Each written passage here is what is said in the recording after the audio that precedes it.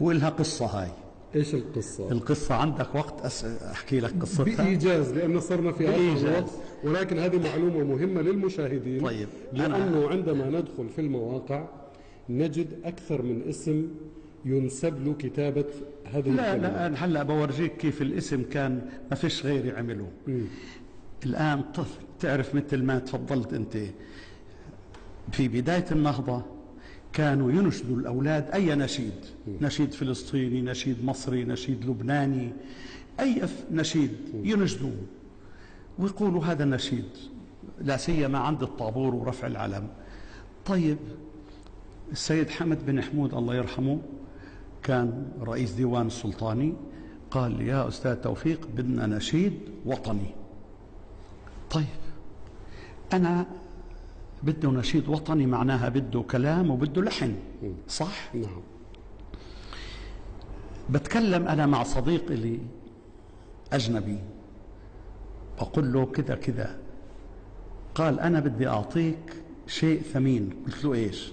قال أسطوانة، أسطوانة عليها سلام بالموسيقى فقط من غير كلمات، فقط كلام ما فيه، فقط موسيقى. قلت له هاي من وين؟ قال سنة 1869. لاحظ 1800 مش 900. افتتاح قناة السويس. افتتاح قناة السويس، هذا أنت بتعرف التاريخ. افتتاح قناة السويس. في هذه المناسبة عملوا حفل كبير ودعوا له ملوك ورؤساء العالم. من الجملة وجهت الدعوة لسلطان عمان. طيب سلطان عمان بده يروح، بده يعزفوا له سلام تحية، ما في.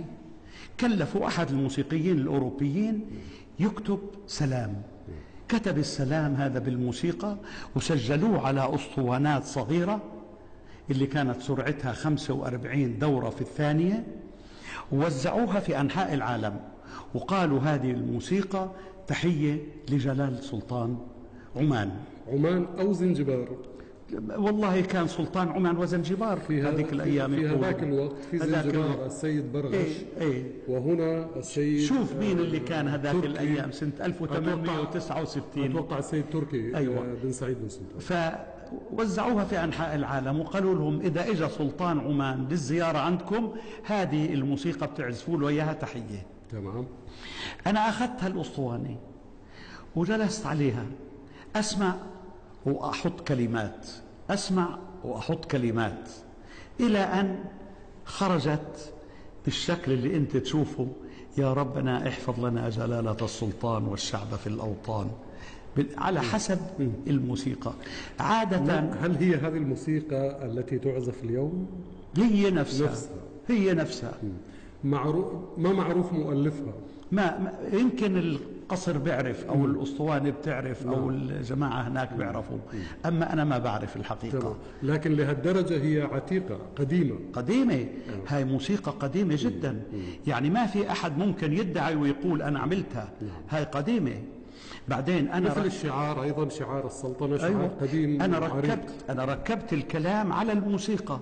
هو عادة بيعملوا الكلام وبيبعتوه للتلحين ثم الموسيقى. أنا بالعكس لقيت اللحن موجود فركبت عليه الكلام.